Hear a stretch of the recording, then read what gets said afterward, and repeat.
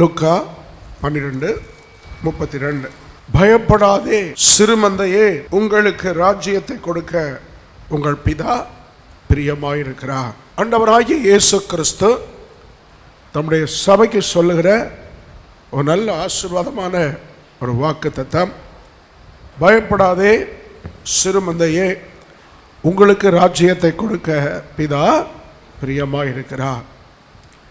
இந்த ராஜ்யம் என்ற இந்த சத்தியத்தை அவருடைய 12 அப்போஸ்தலர்கள் கூட சரியாய் விளங்கி கொள்ளவில்லை. ராத்திரி பகலா அவரோடு இருக்கிற அந்த ஆண்டுடைய சீசர்களுக்கு கூட பிதா ராஜ்யத்தை கொடுக்க போகிறார் என்ற சத்தியம் அவங்களுக்கு கூட விளங்கலை.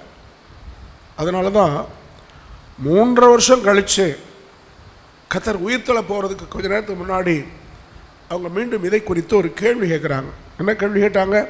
அப்போஸ்தலர் 1 6, 7, 8 வசனம் படிப்போம். ஆண்டவரே, இக்காலத்திலா ராஜ்யத்தை திரும்ப இஸ்ரவேலுக்கு மீண்டும் இந்த சீசர்கள் 12 பேரும் கேட்குற கேள்வியில் எவ்வளோ குழப்பம் இருக்கு பாருங்க. இக்காலத்திலா இஸ்ரவேலுக்கு ராஜ்யத்தை திரும்ப கொடுப்பீர் அப்படின்னா என்ன? இவர்கள் எதிர்பார்க்கிற ராஜ்யம் எழுத்தின்படியான ராஜ்யம், ஒரு விசிபிள் கிங்டம். ஆண்டவர் தலையில் கிரீடம் வச்சு வெள்ளை குதிரையில் பவனி வந்து ரோம பேரரசர்களை அப்படியே 4 எத்து விட்டு ஃபுட்பால் விளையாண்டு அவங்கள பொங்கடான்னு வீட்டுக்கு அனுப்பிட்டு அந்த ரோமர் பேரரசர் உட்கார்ந்துருக்கிற சிங்காசனத்தில் இவர் உட்கார்ந்து அன்னி ரோம பேரரசு உலகம் முழுதை ஆண்டது. அதே உலகம் முழுது அரசாள் ராஜ்யத்தை ஆண்டவர் நமக்கு தருவார். அப்படியே வலது பக்கம் இடது பக்கமாக நாம் 12 பேர் உட்கார்ந்து அவரோட அரசாளலாம். ஆண்டவர் அந்த ராஜ்யம் எப்போ தருவீங்க? இப்போ மேலே போகிறீங்க, ராஜ்யத்தை கொடுக்காம போயிட்டீல, குழப்பம். அன்றைக்கு எப்படி அப்போஸ்தலர்களே குழம்பி போனாங்களோ அது மாதிரி தான் இன்றைக்கும் அநேகம் சுவாசிகள் ஊழியர்கள் இந்த ராஜ்யம் என்ற சத்தியத்தை குறித்து சரியாக விளங்காமல் குழம்பி போயிடுறார். இப்படி கேட்டவங்களுக்கு ஆண்டவர் என்ன பதில் சொல்லுகிறார்? அப்போஸ்தலர் 1 7, 8 படிங்க.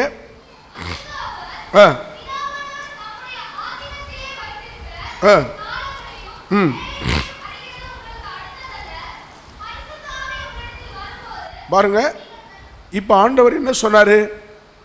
இன்னைக்கு தாரேன் அடுத்த வருஷம் தாரேன் என்ன சொன்னார்? இல்லை, பிதாவானவர் ஒரு காலத்தை வச்சிருக்கிறார். பிதாவாகிய தேவன் ஒரு வேலையை வச்சிருக்கிறார். நீங்கள் கேட்கிற அந்த விசிபிள் கிங்டம் பிரத்யட்சமாக நான் ராஜாவாக வந்து உலக ராஜ்யம் அத்தனையும் அப்புறப்படுத்தி விட்டு ராஜாதி ராஜாவாய் சிங்காசனத்தில் உட்கார்ந்த அந்த காலம், அந்த வேலை, அதை நீங்கள் இப்போ அறிய வேண்டிய அவசியமே இல்லை. நீங்கள் அறிய வேண்டிய ராஜ்யம் எதுன்னா அடுத்த வசனத்தில் பரிசுத்தாய் வரும்போது நீங்கள் பலனடைந்து எருசலேமிலும் யூதேயா முழுவதிலும் சமாரியாவிலும் பூமியின் கடைசி வரைந்த எனக்கு சாட்சிகளாக இருப்பீர்கள். இந்த ராஜ்யம் இன்விசிபிள் கிங்டம் ஆஃப் காட். இந்த ராஜ்யம் மற்றவங்க பார்வைக்கு தெரியாது. சீசர்களாகிய நீங்கள் மட்டும் அதை அனுபவிக்க முடியும். பரிசுத்த ஆவியான உள்ள வர்றாரு. அப்படி வரும்போது தான் போன காலையில் வாஸ்தவத்தில் லூக்கா 17:21 இதோ இங்கே என்றும் அதே அங்கே என்றும் சொல்லப்படுகிறதுக்கு ஏது விடாது. இதோ தேவனுடைய ராஜ்யம் உங்களுக்குள் இருக்கிறதே. இது இன்விசிபிள் கிங்டம் ஆஃப் காட். மற்றவங்க இந்த ராஜ்யத்தை பார்க்க முடியாது, ஆனால் நீங்கள் அதை பார்க்க முடியும், நீங்கள் அதை உணர முடியும், நீங்கள் அதனுடைய ஆசீர்வாதத்தை அனுபவிக்க முடியும். இப்போ நான் சொல்லுகிற இந்த ராஜ்யம் விசிபிள் கிங்டம் அல்ல, இன்விசிபிள் கிங்டம். மற்றவங்க பார்க்கத்தக்க ராஜ்யம் அல்ல, நீங்கள் மட்டுமே பார்க்கக்கூடிய, அறியக்கூடிய, உணரக்கூடிய, அனுபவிக்கக்கூடிய தேவனுடைய ராஜ்யம். அது இப்போ எங்கே இருக்குது? உங்களுக்குள்ளே இருக்கிறது. உங்கள் ஆவியில் இருக்கிறது, உங்களுடைய உள்ளான மனுஷன் இருக்கிறது. இதை இந்த ராத்திரி வேளையில் விளங்கிட்டோம்னா மெய்யாகவே நமக்குள்ளே ஒரு ராஜா, நாம் அந்த ராஜாவின் ஆவியோடு வாழ்ந்து முழு உலகத்தையும் ஆவிக்குரிய பிரகாரம் மட்டுமல்ல எழுத்தின்படியும் அரசாளுவோம். அல்லேலூயா. அப்போ நீங்கள் தான் ராஜாக்களை ஏற்படுத்தணும். You are the king maker. நீங்கள் தான் உங்களை சுற்றி இருக்கிற சூழ்நிலைகளை மாற்றணும். உங்கள் தெருவை நீங்கள் தான் மாற்றணும். உங்கள் மூலம் ஆண்டவர் அரசாளுகிறார். கரமேதி வரால் இல்லையா சொல்ல மகளா? அமெரிக்காவில் டாக்டர் ஏஆர் பெர்னார்ட் ஒரு பெரிய ஊழியக்காரர், 4 பேரை வச்சு ஆரம்பித்தவர். இன்றைக்கி 40,000 விசுவாசிகளை வச்சுருக்கிறார். அவருடைய செய்தியை போன வாரம் நான் அப்படியே கேட்டுக்கிட்டே போனேன். நானும் ஜூடாவும் அந்த காரில் இருக்கிற டேப்பில் போட்டு கேட்டுக்கிட்டே போனோம்.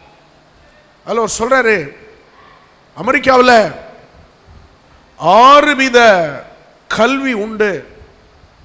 இந்த 6 கல்வியையும் நானும் எங்களுடைய சபையாரும் நன்றாய் கற்றிருக்கிறோம். வெறும் பைபிள் மட்டுமல்ல, இந்த 6 வித்தியாசமான கல்வியை நாங்கள் படிக்கிறோம். எதற்கு? இப்போ ட்ரம்ப்பு அமெரிக்காவை ஆளுகை செய்கிறாருன்னா அவருக்கு 22 டிபார்ட்மெண்ட், 22க்கும் அரசியலில் ஜெயிச்ச 22 அமைச்சர் பொறுப்பில் இருப்பார்.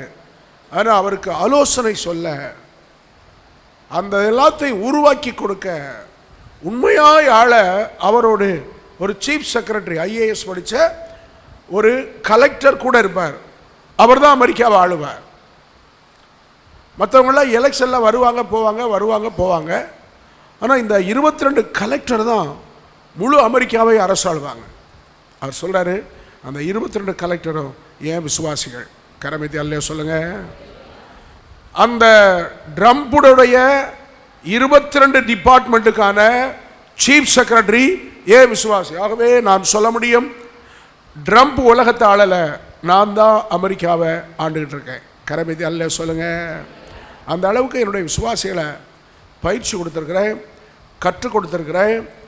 ஆகவே தான் அமெரிக்கா இன்னும் விழாமல் கொடிகட்டி பறக்குது. பொருளாதாரத்திலும், வியாபாரத்திலும், இராணுவத்திலும், அறிவிலும், விஞ்ஞானத்திலும், நாசாவிலும், எல்லா டிபார்ட்மெண்ட்டிலும் முழு உலகத்தை பின்னுக்கு தள்ளி முன்னுக்கு கொண்டு வர காரணம் அந்த 22 சீஃப் செக்ரட்டரி என் சபையின் விசுவாசம். நான் அதை கேட்டபோது எனக்கும் ஜூடாவுக்கும் பயங்கர சேலஞ்ச். ஏன் நம்முடைய நாட்டில் அப்படி செய்ய முடியாது? ஏன் நாம் அதை செய்யக்கூடாது? இங்கு இருக்கிற உங்களில் பலர் கலெக்டர் ஆகலாம், உங்களில் பலர் லாயர் ஆகலாம், உங்களில் பலர் ஜட்ஜ் ஆகலாம், உங்களில் பலர் போலீஸ் ஐபிஎஸ் அதிகாரிகளாகலாம். ஆகவே இன்னொரு 10 வருஷம் கழிச்சு நம்ம சபையில், இப்போ நம்ம தமிழ்நாட்டில் 42 டிபார்ட்மெண்ட் இருக்குது. 42 அமைச்சர்களுக்கு கீழே 42 ஐஏஎஸ் கலெக்டர் இருப்பாங்க. எத்தனை பேர் விசுவாசிக்கிறீங்க இந்த 42 கலெக்டரும் கர்மேலேருந்து போகணும்னு? அல்லேலூயா சொல்லுங்க. அதுதான் தேவனுடைய ராஜ்யம். நம் ஆண்டவர் உங்கள் மூலம் உங்களை சுற்றி இருக்கிற எல்லா ராஜ்யங்களையும் கண்ட்ரோல் பண்ண விரும்புகிறார். அதைத்தான் ஜெபம் சொன்னார், உங்களுடைய ராஜ்யம் வருவதாக. எந்த ராஜ்யம்? 1000 வருட அரசாட்சி வரணும்னு நம்ம ஜெபம் பண்ண வேண்டிய அவசியமே இல்லை. தானா வரும், வர வேண்டிய காலத்தில் வரும். நித்திய ராஜ்யமும் தானா வரும். அதுக்கு நம்ம ஜெபம் பண்ண வேண்டிய அவசியமே இல்லை. நம்ம ஜெபம் பண்ண வேண்டிய ராஜ்யம் எங்களுக்குள்ளே வாசம் செய்யும் ஆவியானவரே, இந்த நாளிலும் சித்தம்போ நடத்தி செல்லும் ஐயா. ஓ எங்களுக்குள்ளே வாசம் செய்யும் ஆவியானவரே, இந்த நாளிலும் சித்தம்போ நடத்தி செல்லும் ஐயா. ஆவியானவரே, ஆவியானவரே, பரிசுத்த ஆவியானவரே. அல்லேலூயா. நீங்கள் அத்தனை பேரும் ராஜாக்கள். நீங்கள் ஆவிக்குரிய பிரகாரம் ராஜா வாயிட்டீங்கன்னா பூமிக்குரிய பிரகாரமாகவும் இந்த ராஜ்யத்தை நீங்கள் கட்டுப்படுத்த முடியும், அரசாள முடியும். ஆகவே டாக்டர் ஏஆர் பெர்னார்ட் சொல்லுகிற அந்த அற்புதமான அனுபவம் நம்ம ஊரில், நம்ம தேசத்தில், நம்ம சபையில் நமக்குள்ளே வரட்டும். இதோ தேவனுடைய ராஜ்யம் சொல்லுங்க உங்களுக்குள் இருக்கிறதே, உங்களுக்குள் இருக்கிறதே. இன்னும் சற்று விவரமாக 2-3 வசனத்தை பார்த்துட்டு தேவனுடைய ராஜ்யத்தின் ஆசீர்வாதங்களை நம்ம தியானிப்போம். லூக்கா 9ஆம் அதிகாரம் 1-2 படியுங்கள்.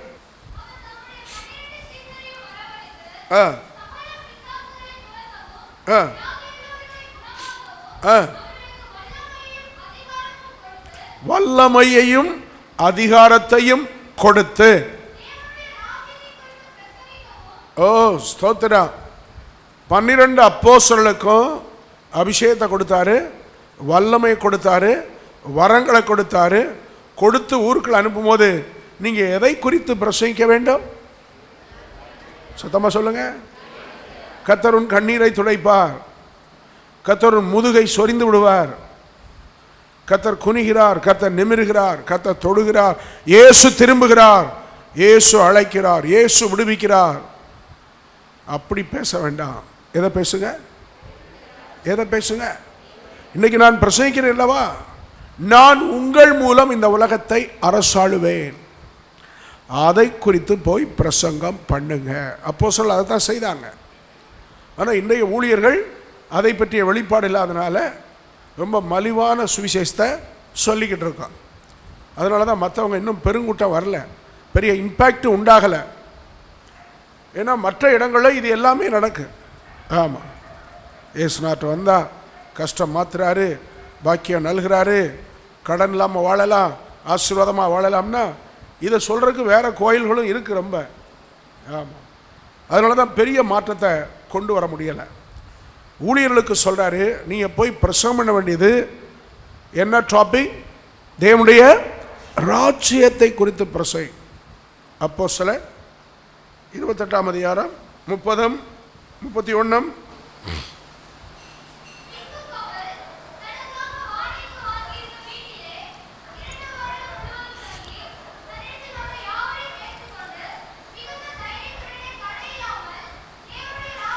தேவனுடைய ராஜ்யத்தை குறித்து. ஆமென். பவுல் தான் வாழ்நாள் முழுதும் பேசின பிரசங்கம் தேவனுடைய ராஜ்யம். இங்கே தனக்காக வாங்கியிருந்த வாடகை வீடுன்னா, பவுலின் கடைசி காலத்தில் ரோம பேரரசு ஹவுஸ் அரெஸ்ட். சில பெரிய அரசியல் தலைவர்களுக்கு அப்படித்தான். ஏன்னா இவர் ரோம சிட்டிசன்ஷிப் உள்ளவராக இருந்ததுனால பிறர் குற்றஞ்சாட்டுறாங்கிறதுக்காக ஜெயிலுக்குள்ளே தள்ளலை. ஆனால் ஒரு வீடை கவர்மெண்ட் வாடகைக்கு பிடிச்சி அந்த வீட்டில் பவுலை வச்சுட்டாங்க. இப்போ வீடு தான் அவருக்கு சிறைச்சாலை. வீட்டை விட்டு வெளியே போக முடியாது. ஈட்டியும் வாளும் உள்ள வீரர்கள் வெளியே நிற்பாங்க. பட் இந்த வீட்டை நோக்கி வருகிற எல்லாரையும் ஏற்றுக்கொண்டு தன் கடைசி மூச்சு வர அவர் நடத்தின பைபிள் ஸ்டடி தேவனுடைய ராஜ்யம், தேவனுடைய ராஜ்யம். ஆகவே நானும் நீங்களும் இந்த சத்தியத்தை ஆழமாய் படிப்போமாக, கற்றுக்கொள்வோமாக. பயப்படாத சிறுமந்தையே, பிதா உங்களுக்கு ராஜ்யத்தை கொடுக்க பிரியமாக இருக்கிறார். எந்த ராஜ்யம்? தேவனுடைய ராஜ்யம். அது நமக்குள்ளே இருக்கிறது. எத்தனை பேருக்குள்ளே இந்த தேவனுடைய ராஜ்யம் இருக்கிறது? எத்தனை பேரை இந்த தேவனுடைய ராஜ்யம் ஆண்டு கொண்டிருக்கிறது? இந்த தேவனுடைய ராஜ்யத்தை பயன்படுத்தி உங்கள் தெருவை, உங்கள் வீட்டை, உங்கள் சமுதாயத்தை, உங்கள் ஊரை எத்தனை பேர் மாற்ற போகிறீங்க? சத்தமாலையிலே சொல்லுங்க. இப்படி மாற்றும் போது இந்த தேவனுடைய ராஜ்யத்தில் 7 ஆசீர்வாதங்கள் இருக்கிறது என்று காலையிலே பிரசங்கித்தார். முதல் ஆசீர்வாதம், territory of the kingdom of God. தேவனுடைய ராஜ்யம் ஒரு ஊரில் அல்ல, ஒரு பட்டணத்தில் அல்ல, அகில உலகத்தில் இருக்கிறது. ஆகவே என்னுடைய சொந்த பந்தம், ஜாதி ஜனம், இந்த விருதுநை, சிவகாசி, சாத்தூர், கோயில்பட்டிக்குள் மட்டும் அல்ல. என்னுடைய மைண்டு மாறணும். அகில உலகமும் எனக்கு உறவினர்கள் இருக்கிறார்கள். ஆமென். எத்தனை பேர் ஆமென் சொல்வீங்க? எத்தனை பேர் அல்லேலூயா சொல்வீங்க? எத்தனை பேர் ஆமென் சொல்வீங்க? எத்தனை பேர் அல்லேலூயா சொல்வீங்க? அப்போ உங்களுடைய ஆசீர்வாதம் இந்த உள்ளூரில் மட்டுமல்ல, பக்கத்தூரில் மட்டுமல்ல, எங்கே இருக்கு? அகில உலகத்திலும் இருக்கிற. ஆம், உலகத்திலும் இருக்கிற. தோத்திரம் உண்டாடு. இரண்டாவது ஆசீர்வாதம் என்ன என்று பார்த்தோம்? the constitution of the kingdom of God. தேவனுடைய ராஜ்யத்தினுடைய சட்ட விதிகள். அது எதில் எழுதப்பட்டிருக்கு? The Bible. இதை வாசித்து வாசித்து வாசித்து இந்த சட்டத்தின்படி நாம் வாழ வேண்டும். ஒரு கார் ஓட்டினாலும் ஒரு ஸ்கூட்டர் ஓட்டினாலும் இந்த ரூல்ஸை பின்பற்ற வேண்டும். குடும்பம் நடத்தினாலும் இந்த ரூல்ஸை, இந்த சட்ட விதிகளை பின்பற்ற வேண்டும். இதுதான் நம்மை ஆசீர்வதிக்கிறது, கட்டவிழ்க்கிறது. ஆம், இதுக்கு விரோதமாக செயல்பட்டால் ஒவ்வொன்றுக்கும் தண்டனை உண்டு. அனைவருக்கு தெரிய மாட்டேங்குது. பாருங்க, the constitution of the Republic of India ஒரு சட்டத்தை சொல்கிறேன். உன்னை அடிப்பேன்னு சொன்னால் 2 வருஷம் கடுங்காவல் தண்டனை, அடிச்சுட்டா 6 மாதம் தண்டனை. நிறைய பேருக்கு தெரியுமா இந்த சட்டம்? உன்னை அடிப்பேன் அப்படின்னு சொன்னால் தண்டனை எவ்வளவு சொல்லியா? சொல்லிடுறோம்ல அவசரப்பட்டு. ஏலே ஒரு கை பார்த்துருவேன் அப்படின்னா, ஒரு கை பார்த்துருவேன்னா கையில் அடிப்பியா, அருவாள்கிட்ட வெட்டுவியா? யாருக்கு தெரியும்? என்னமும் நடக்கலாம். அப்போ இப்படி செய்ய போறேன்னு சொன்னால் 2 வருஷம் தண்டனை. ஒருவேளை நீ என்னமோ பண்ணிட்ட, அருவாளையே வெட்டிட்டே வச்சுக்கிறோமே, அதுக்கு தண்டனை எவ்வளவு? 6 மாதம் தான். நம்ம நிறைய பேருக்கு தெரியாது. இப்படியெல்லாம் சட்டம் இருக்குது அப்படின்னு நமக்கு தெரியாது. ஆகவே இந்த சட்ட புஸ்தகத்தை படிங்க, இந்த சட்ட புஸ்தகத்தை. ஆம், உன் வாயின் வார்த்தைகளால் பிடிபட்டாய், உன் வாய் மொழிகளால் சிக்குண்டாய். அல்லேலூயா. இந்த வாயின் வார்த்தை ஒரு கண்ணி, இந்த வாயின் வார்த்தை ஒரு சுருக்கு கயிறு. அதனாலே வாயின் வார்த்தையை பயன்படுத்துவதில் இந்த பைபிள் சொல்கிற சட்டத்தின்படி இந்த வாயை பயன்படுத்தணும். ஆமாம், உருவாக்குற வார்த்தைகளை பேசுங்கள், ஆசீர்வதிக்கிற வார்த்தைகளை பேசுங்கள். விளையாட்டு கூட அப்படி பண்ணிவிடுவேன் இப்படி பண்ணிவிடுவேன்னு பயமுறுத்தாதருங்கள். ஆமாம், புலி வருது புலி வருதுன்னு சொல்லிகிட்டே இருந்தால் ஒரு நாள் நிச்சயம் புலி என்ன செய்யும்? என்ன செய்யும்? என்ன பயமாக இருக்கா உங்களுக்கு? நீங்கள் சொல்கிறீங்கல்ல, ஏலே புலி வருது புலி வருது, இந்த சோறை வாங்கிடல, இல்லை புலிக்கு நான் கொடுத்துருவேன்னா ஒரு நாளைக்கு புலி வந்து நிற்கும். கூப்பிட்டு இல்லைம்மா, இந்த வந்துட்டேன், அந்த சோறை என்கிட்ட கொடு, உன் பிள்ளை என்கிட்ட கொடுன்னு வந்துடும். இப்போ விளையாட்டு கூட நாம் ஆசீர்வாதம் இல்லாத வார்த்தைகளை பேசக்கூடாது. சட்ட புஸ்தகம் அவ்வளோ தெளிவாக சொல்லியிருக்கோம். ஜீவனும் மரணமும் நாவின் அதிகாரத்தில் இருக்கும். ஆமாம், ஆகவே இந்த நாவில் ஜீவனும் உண்டு மரணமும் உண்டு. ஜீவனை பேசுங்கள், உருவாக்குற வார்த்தைகளை பேசுங்கள், ஆசீர்வாதமான வார்த்தைகளை பேசுங்கள். குடும்பம் நடத்துவது எப்படி, பரிசுத்த வாழ்க்கை வாழ்வது எப்படி, பாவத்தை விடுவது எப்படி, பாவத்தை ஜெயிப்பது எப்படி. வாலிபன் தன் வழி எதினால் சுத்தம் பண்ணுவான், அவருடைய வசனத்தின்படி தன்னை காத்துக்கொள்கிறதுனால் தானே. அப்போ பைபிளை படித்தா தான் நான் இதை எப்படி ஜெயிக்க முடியும்? வேசித்தனத்துக்கு விலகி ஓடுங்கள். ஓட சொல்லியிருக்காருன்னா ஓட. நான் சொல்லிட்டு வரேன்னா மைண்டை சிக்கிக்கிடுவேன். புரியுதா உங்களுக்கு?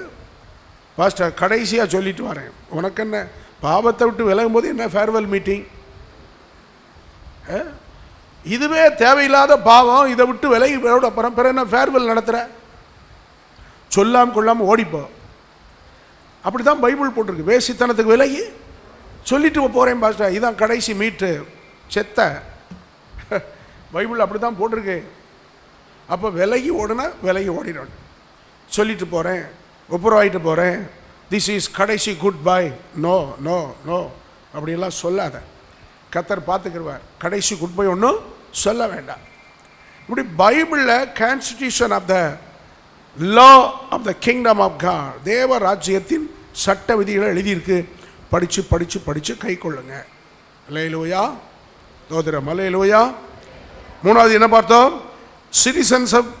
சிட்டிசனரி of the kingdom of God. இந்த தேவராஜ்யத்தின் குடியுரிமை உங்களுக்கு இருந்தால் உங்களுக்கு ரைட்ஸ் உண்டு, பிரிவிலேஜஸ் உண்டு. ஒரு இந்திய குடியுரிமை பெற்றவனுக்கு இந்திய நாட்டில் இருக்கிற எல்லா ஸ்லாக்கியம் உண்டது மாதிரி மலேசியா குடியுரிமை பெற்றவனுக்கு அந்த நாட்டில் உரிமை ஸ்லாக்கியம் இருக்கிற மாதிரி தேவராஜ்யத்தின் குடியுரிமை உங்களுக்கு இருந்தால் ரைட்ஸ் அண்ட் பிரிவிலேஜஸ் இருக்கிறது. அதை நீங்கள் கேட்டு பெற்றுக்கொள்ளலாம்.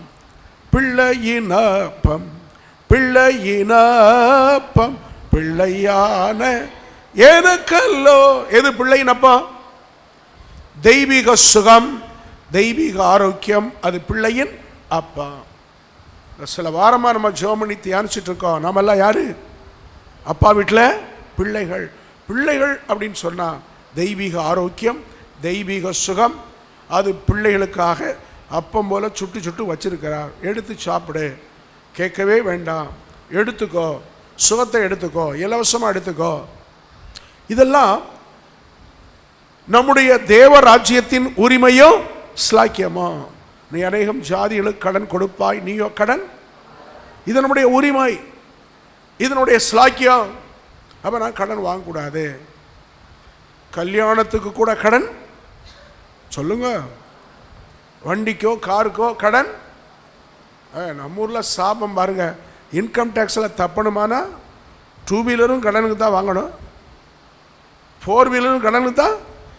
ஏன்னா 3 லட்சத்து மேலே ஒரே நேரத்தில் பேமெண்ட் பண்ணால் அடுத்த நாளே வந்துடும் இன்கம் டேக்ஸ் நம்ம வீட்டுக்கு. அப்போ என்ன செய்ய? ஒரு 1 லட்சம் கட்டிட்டு மீதியை டியூவில் போடு.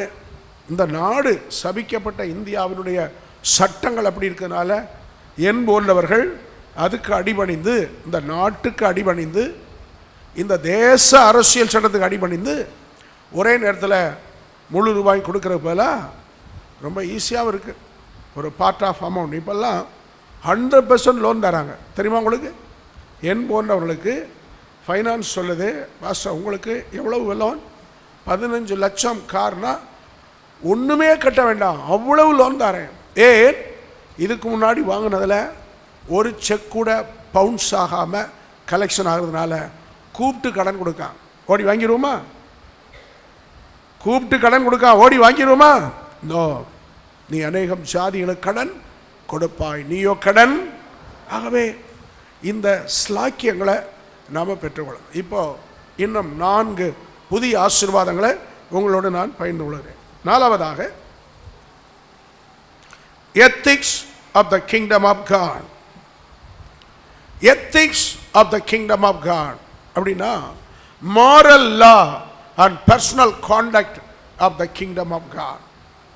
நீங்க தேவனுடைய ராஜ்யத்தில் இருந்தீங்கன்னா உங்களுடைய பரிசுத்தத்துக்கும் உங்களுடைய நீதிக்கும் ஒரு ஸ்டாண்டர்ட் இருக்கு. படிங்க, எபிரேயர் 1 அதிகாரம் 8-9 படிங்க.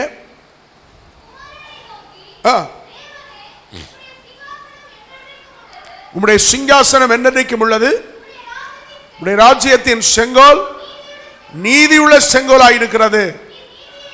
நீ நீதியை விரும்பி அக்கிரமத்தை வெறுத்திருக்கிறீர். ஆதலால் தேவனே, உம்முடைய தேவன் தோழரை பார்க்கிலும் ஆனந்த தைலத்தினால், அதான் ராஜ அபிஷேகம். ethics of the kingdom of God, moral star, moral standard and personal contact of the kingdom of God. தேவ ராஜ்யத்துக்குள்ள நம்ம இருந்தோம்னா அது ஒரு உயர்ந்த பரிசுத்தமும் உயர்ந்த நீதியுமாய் நாம் ஜீவிக்க வேணும். அதைத்தான் எபிரேயர் 1:7-8 வாசிக்கிறோம். தேவனுடைய ராஜ்யம் எப்படி பண்ணதா? உடைய ராஜ்யத்தின் செங்கோல் சொல்லுங்க, மீதிய நீதியுள்ள செங்கோல்.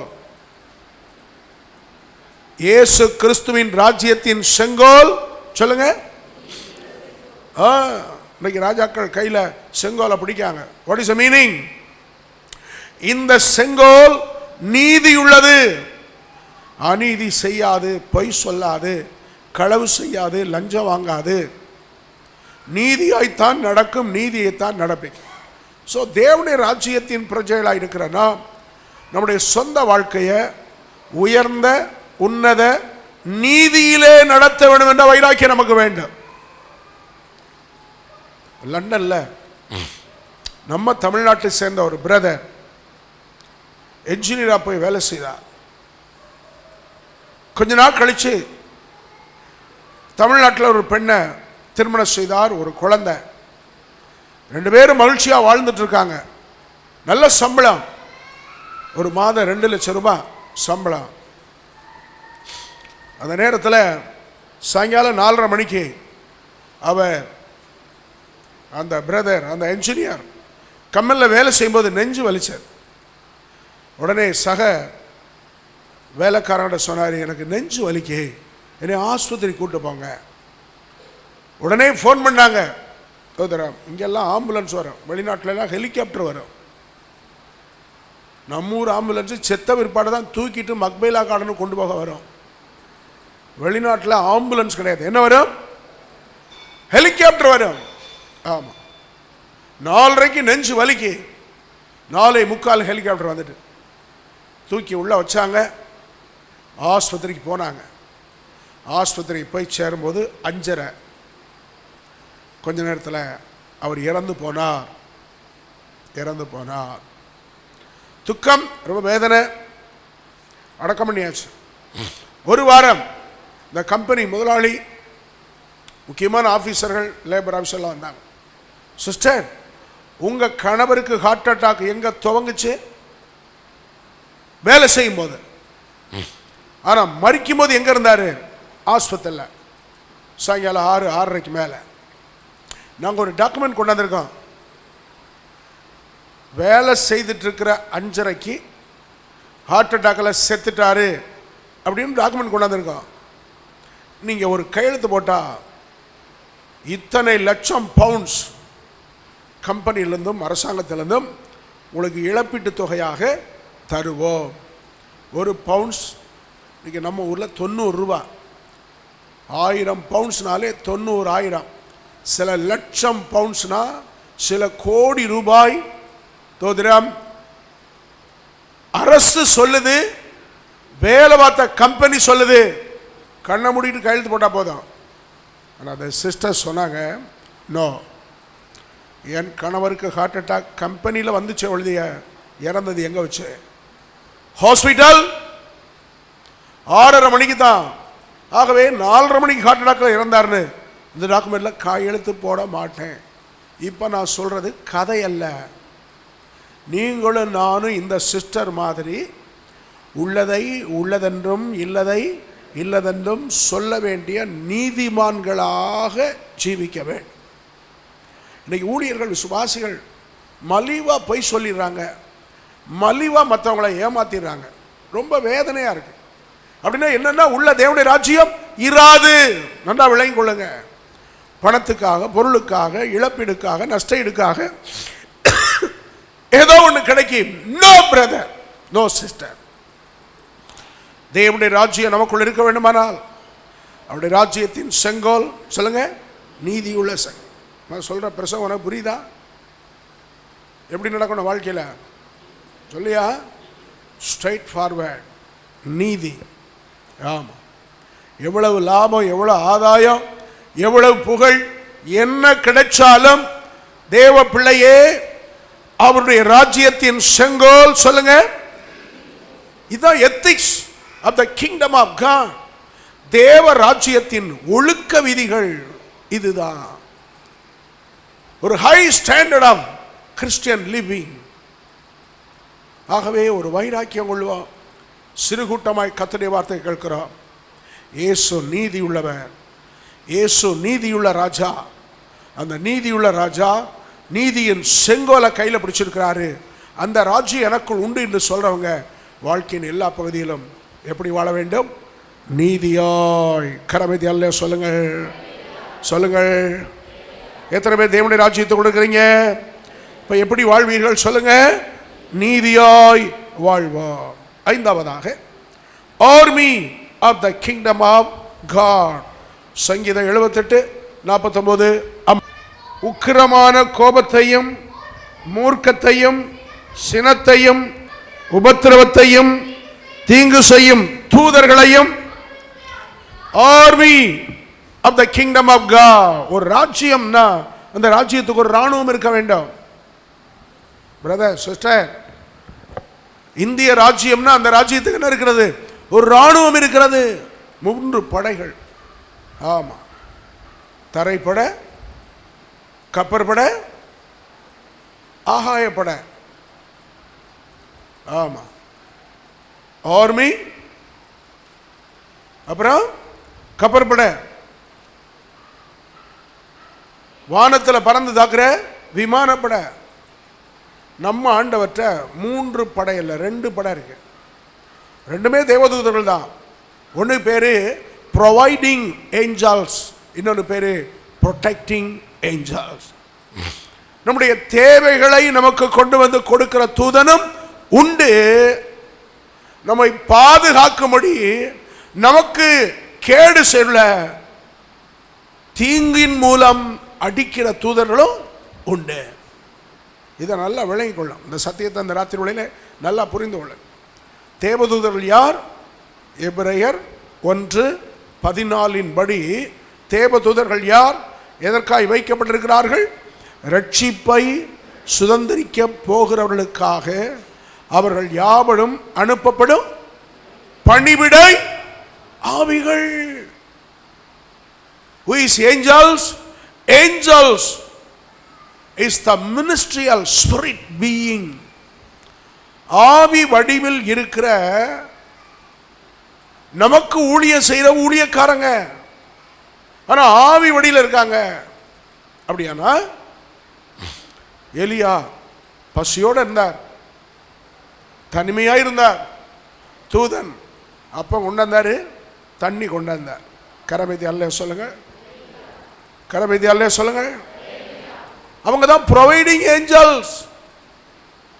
அவருக்கு தேவை அப்போ, அவருக்கு தேவையான தண்ணீர் கொண்டு வந்தாங்க, கொடுத்தாங்க. ஆகவே உங்களுக்கு எனக்கும் என்ன வேண்டுமானாலும் தேவதூதர்களாகிய இந்த ஆர்மிக்கு சொல்லுங்க. Army of God, army of the kingdom of God. நல்ல தூதர்களே, எனக்கு இன்னைக்கு 10 லட்சம் ரூபா வேணும், இயேசுவின் நாமத்தில் கொண்டு வா பரலோக பொக்கிஷத்திலிருந்து. தூதர்கள் பேங்கில் போய் எடுக்க மாட்டாங்க. தூதர்கள் பேங்கில் போய் எடுக்க மாட்டாங்க. எங்கே போய் எடுப்பாங்க? பரலோக பேங்கிலேருந்து, கர்த்தருடைய பேங்கிலேருந்து எடுத்துட்டு வந்து கொடுப்பாங்க. நம்முடைய தேவைகளை சந்திப்பாங்க. என்ன தேவையானாலும் அதை கொண்டு வந்து கொடுக்கிற தூதர்கள் உண்டு. இப்போ லோத்தையும் மனை பிள்ளைகளையும் ப்ரொவைடிங் ஏஞ்சல்ஸ் தான் கையை பிடிச்சி இழுத்து வெளியே கொண்டு வந்தாங்க, பாதுகாப்பாக கொடுத்தாங்க. இல்லைன்னா சோதம் குமார் அக்கினியில் அவங்களும் வெந்து எரிஞ்சிருப்பாங்க. ஆகவே உங்களுடைய சிறு பிள்ளைகள் நடந்து போகிறாங்க, ஸ்கூட்டரில் போகிறாங்க, பைக்கில் போகிறாங்க, காரில் போகிறாங்க, பஸ்ஸில் போகிறாங்க. சிறு பிள்ளைகள் கால்கள் கல்லில் இடராதபடி தேவதூதர்கள் தங்கள் கரங்களிலே ஏந்தி கொண்டு போறார்கள் என்று சொன்னவரே, என் பிள்ளைக்கு நீங்கள் ஊழியம் செய்யுங்க, தேவதூதர்களை கூப்பிடணும். இப்போ ஆர்மி ஆஃப் காட் நமக்கு உண்டு. ஒரு ஆர்மி என்னென்னா நமக்கு நன்மை செய்கிற ஆர்மி, இன்னொன்று என்னென்னா அவங்களும் நமக்கு தான் நன்மை செய்கிறாங்க, ஆனால் நம்முடைய எதிராளிகளுக்கு அவங்க என்ன செய்வாங்க? தீங்கு செய்யும் தூதர்கள். கரமதி அல்லையா சொல்ல மகளா? அப்போ சில 12:7 முதலாவது வந்த தூதன் ப்ரொவைடிங் ஏஞ்சல்ஸ். அப்போ சில 12:23 ரெண்டாவது வந்த தூதன் ஜட்ஜ்மெண்ட், தாக்கம், எதிரியை அடிக்கிற ஏரோது போன்றவர்களை அடிப்பார். ஏன் இந்த தூதன் வந்து ஏரோது அடிக்கிறார்? அதுவும் அவனுடைய தூதன் தான். இவர் அடிக்கிற தூதன். யாக்கோபை பட்டயத்தால் கொன்று கொலை செய்தார். இப்ப பேதுருவையும் பிடித்து கொல்லும்படி சிறையில் அடைத்திருக்கிறார். முந்தின நாள் ராத்திரி சபையார் ஜெபம் பண்றாங்க, 2 தூதருக்காகவும் ஜெபம் பண்றாங்க. ஆண்டவரே, எங்க ஊழியக்காரரை பத்திரமாய் பாதுகாத்து சிறைச்சாலை விட்டு வெளியே கொண்டு வாரும், கொண்டு வாரும், கொண்டு வாரும். உடனே கத்த ஜெபம் நடந்துட்டு இருக்கும் போதே தூதன் அனுப்பி ஜெயிலுக்குள் இருக்கிற பேதுருவை பத்திரமா கொண்டு வந்து ஜெபம் பண்ற வீட்டுக்கு முன்னாடி விட்டுட்டு அவங்க மறைஞ்சு போனாங்க. கையை வைத்து அல்லையே சொல்லுங்கள். இது கதை புஸ்தகம் அல்ல, இது சத்தியம். இன்றைக்கும் அவர் நேற்றும் என்றும் என்றும் மாறாதவர். நீங்களும் நானும் கேட்டா தேவ தூதர்கள் நமக்கு உதவிக்கு வருவார்கள். ஜெபத்தில் சொன்னேன் அல்லவா? தானியேல் 6:22 தானியேல் சிங்க கபிகளை போறாரு. அவர் தேவ தூதனை கட்டவிழ்த்து விடுகிறார். தேவ தூதனே, எனக்கு ஊழியம் செய்கிற தேவ தூதனே, என்னை சிங்கங்களின் பற்களுக்கும் கைகளுக்கும் கால்களுக்கும் நகங்களுக்கும் பாதுகாக்கிற தேவ தூதனே, வா இயேசுவின் நாமத்தில். சிங்க கபிக்குள்ளே தேவ தூதர்கள் வந்து எத்தனை சிங்கம் உள்ள இருந்தோ அத்தனை கையையும் காலையும் வாயையும் சகலத்தையும் கட்டி போட்டாங்க. நான் பிரசங்கியார் எழுத்தாளன் அல்லவா, நான் கொஞ்சம் கூட்டி வியாக்கியானம் பண்ணுவேன். எப்படி கட்டி போட்டாங்கன்னா, கையை காலை கட்டி வாயையும் கட்டி இங்கெல்லாம் அரால் டைட் பசை வச்சு உதட்டெல்லாம் சேர்த்து ஓட்டி, ஆமாம், கட்டில் மாதிரி அந்த தூதர்களை அந்த சிங்கங்களை அவங்க ஒழுங்குபடுத்தினாங்கன்னு என் புஸ்தகத்தை எழுதியிருக்கேன். ஏன்னா ராஜா அன்னைக்கு ராத்திரி தூங்கலை, ஆனால் தானியேல் நல்லா தூங்கினார். அல்லேலூயா, அல்லேலூயா. அது எலும்பா கிடக்கும், மனுஷ எலும்பு மாதிரி மகா நாற்றம், எதுவுமே கிடையாது. நாய் செத்தா வர்ற வீச்சத்தை விட மனுஷ செத்தா வருகிற வாடை இருக்கே மகா மோசம். அப்போ எத்தனையோ பேரை உள்ளே போடுவாங்க, சாப்பிட்றோம், மீதி எலும்பு கீழே கிடக்கும். அதுக்குள்ள இருக்கிற அந்த எலும்புக்குள்ள இருக்கிற அந்த மாரோ எப்படி வீச்சம் எடுக்கும். இப்போ சிங்கக்கவி எவ்வளோ நாத்தம் எடுத்த இடம், இதில் எப்படி தானியேல் தூங்கியிருக்க முடியும்? எல்லா எலும்பையும் தங்களுக்குள்ளே போட்டு நல்லா ஒவ்வொன்றும் மெத்த 2.5 அடி அகலத்துக்கு உயரத்துக்கு அத்தனை சிங்கமும் எதிர படுத்த உடனே அப்படியே தானியேல் என்ன என்ன ஆனந்தம், என்ன ஏன ஆனந்தம் சொல்லக்கூடாதே. எல்லாம் தந்த கட்டில் ராஜா படுத்துங்குவாங்க, தானியேல் சிங்க கட்டில் படுத்து விடி வரைக்கும் தூங்கினார். நமக்கு தருவாரா? நமக்கு தூதனை அனுப்புவாரா? சொல்லுங்க. இப்போ சின்ன பிள்ளைகள் போய் பிளான் பண்ணிட்டாங்க. அப்படின்னா பரீட்சைக்கு 10 நாளைக்கு முன்னாடியே கொஸ்டின் பேப்பரை தூதனே ஒரு ஜெராக்ஸ் காப்பி எடுத்து கொண்டு வா. ஏன் பிள்ளைகள் சிந்திக்கிற சிந்தனை எனக்கு இப்போ வருது. அதை செய்ய மாட்டாங்க. ஏன்னா இது ராஜ்யத்தின் செங்கோல். சொல்லுங்க, நீதியுள்ள செங்கோலாக இருக்கு. உங்கள் தப்புக்கு துணையாக தேவதூதனை பயன்படுத்த கூடாது கூடாது. ஆம், தேவதூதன் அவர் நீதியைத்தான் நடப்பார். ஆகவே நீங்கள் சத்தியத்தின்படி உங்களுக்கு வேண்டிய நல்ல தூதனை கட்டவிழ்க்கலாம். தீங்கு செய்யும் தூதனை எங்க அனுப்பலாம்? தீயவர்களை நோக்கி அனுப்பலாம். நிச்சயமா இன்னைக்கு ராத்திரி நீங்க ஜெபம் பண்ணுங்க. ஏன்னா காலையில் தனபால்பருடைய மக சாட்சி சொன்னாங்கல்ல, ஆண்டவரே எங்கள் அப்பாவை அடிச்சாவது திருத்தம். அது நல்ல ஜெபந்தான். என்ன, ஆமாம், அடிச்சு தான் திருத்தினார். ஆமாம், யார் அடிக்கணும்? தேவனுடைய சபைக்கு தீங்கு செய்கிற தீயவர்கள், மனம் திரும்ப மனசு இல்லாமல் இருதயத்தை கல்லாக்கி கடினமாக்கி தொடர்ந்து தீங்கு செய்யல. இந்த நேம் ஆஃப் ஜீசஸ்.